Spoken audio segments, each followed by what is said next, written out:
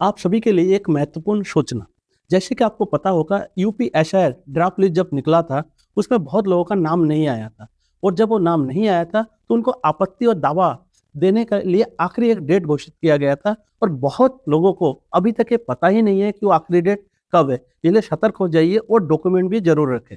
देखिए, वो आखिरी डेट क्या है, ये डेट बहुत ज़्यादा ज़रूरी है आपको याद रखने के लिए।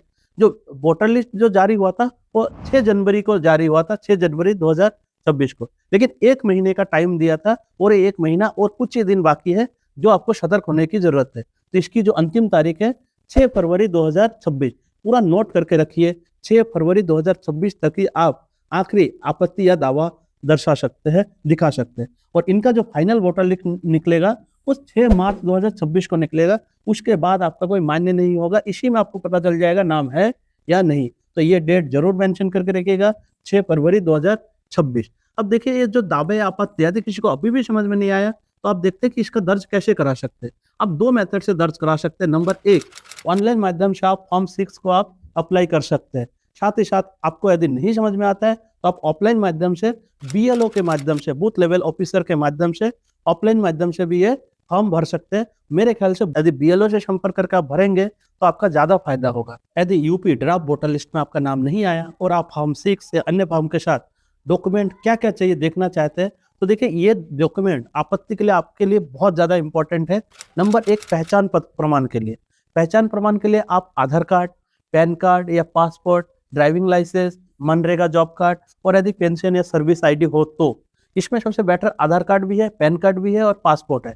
पासपोर्ट से तो आपकी नागरिकता भी प्रूव हो जाएगा जो आपको बीएलओ को दिखाना पड़ेगा। साथ ही साथ देखिए, पता प्रमाण मतलब एड्रेस प्रूफ के लिए आपको मुख्यतः देखिए, ये नया पता मतलब आधार कार्ड में नया पता का मतलब होता है कि आप जिस विधानसभा क्षेत्र या तो जिस मोहल्ले का दर्शाना चाहेंगे, जहाँ का दिखाना चाहेंगे, वहाँ का एड्रेस होना चाहिए। साथ ही साथ इलेक्ट्रिसिटी बिल, वाटर बिल और bank passport, ration card, rent agreement कुछ भी हो तो आप एड्रेस प्रूफ के लिए दिखा सकते हैं। यदि देखिए एड्रेस प्रूफ यदि मैच नहीं हुआ तो आपका बीएलओ आपके लिए आपत्ति या दावा को खारिज कर सकता है। साथ ही साथ यदि नया वोटर है तो अपना एज प्रूफ के लिए जैसे 10th मार्कशीट और आधार कार्ड और बर्थ सर्टिफिकेट, इससे क्या होता है उनका 18 प्लस भी प्रूव हो जाता है कि हाँ, इनका एज इस तरह से 18 प्लस हो गया है। साथ ही साथ देखिए, फैमिली लिंकिंग, ये एक बहुत ही स्ट्रॉन्ग प्रूफ माना जाता है कि आपका फैमिली के साथ लिंकिंग होने का कोई एक प्रूफ दिखाना, जैसे माता पिता या पति पत्नी का कोई वोटर आईडी या राशन कार्ड में परिवार का नाम, ये भी आपका फैमिली लिंकिंग बताता है और सेम एड्रेस वाला कोई फैमिली वोटर। इससे बीएलओ को वेरीफाई करना बहुत आसान हो जाता है। साथ ही साथ देखिए, एक फोटो चाहिए जो पासपोर्ट साइज का होना चाहिए और एक न्यू फोटो होना चाहिए और आपका पूरा दोनों कान मतलब पूरा एकदम सीधा दिखना चाहिए कि हाँ, जैसे एक रिसेंट फोटो होना चाहिए, वो ऑफलाइन फॉर्म में आपको लगाना होगा। साथ ही साथ ऑनलाइन में फोटो अपलोड करना होता है, इसलिए एक फोटो आपका रिसेंटली वाला होना चाहिए, बहुत पुराना फोटो मत दीजिएगा। अब साथ ही साथ मैं ये भी बताता हूँ कि देखिए कौन कौन सा फॉर्म भरना है, यह मैं आपको शॉर्ट में बता रहा हूँ। जैसे यदि नाम नहीं है तो फॉर्म 6 भरना है, अधिकतर लोगों को फॉर्म 6 ही भरना है और यदि नाम में गलती पाई गई तो उसको करेक्शन के लिए फॉर्म 8 भरना है। साथ ही साथ किसी और के नाम पर आपत्ति या तो डिलीट करना है नाम को या 2 बार नाम आ गया हो तो इसमें क्या करना है, फॉर्म 7 भरना है। यह मैंने शॉर्ट में बताया है, लेकिन फॉर्म 6, 7 और 8 कब भरना है, कैसे भरना है, यदि आपको विस्तार से जानना है तो डिस्क्रिप्शन में आपको लिंक मिल जाएगा, मैंने पूरा वीडियो बना रखा है इस पर। साथ ही साथ देखिए कि सबसे ज्यादा परेशानी किन को हो रही है और किस कारण से हो रही है। सबसे पहले जिसका नाम अचानक गायब हो गया हो या तो आया ही नहीं, ऐसे लोगों को सबसे ज्यादा दिक्कत हो रही है।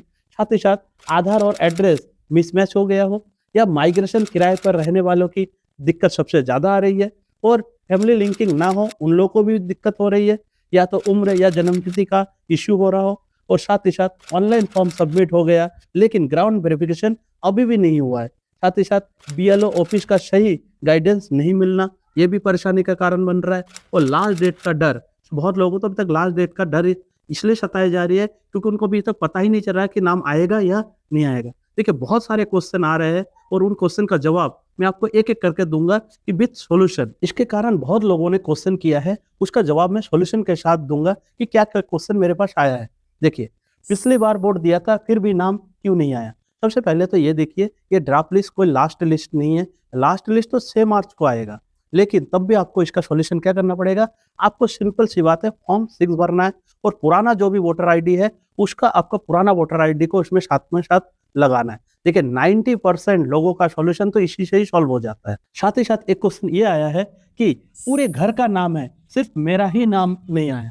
देखिए इसका सिंपल सा तरीका ये है कि आपका फैमिली लिंकिंग सही तरीके से नहीं हुआ होगा। अब इनका सॉल्यूशन क्या है? इनका सॉल्यूशन ये है कि देखिए आप पिता या पति जिस हिसाब से आपका नाम नहीं आया, उनका पूरा का पूरा वोटर आईडी दोबारा उसमें लिखिए फॉर्म 6 में। साथ ही साथ आप उनका अब एड्रेस प्रूफ लगाइए, जिससे कि आपका नाम फाइनल लिस्ट में आ जाए। एक क्वेश्चन ये आया है कि ऑनलाइन फॉर्म भरा था फिर भी नाम ड्राफ्ट लिस्ट में नहीं आया।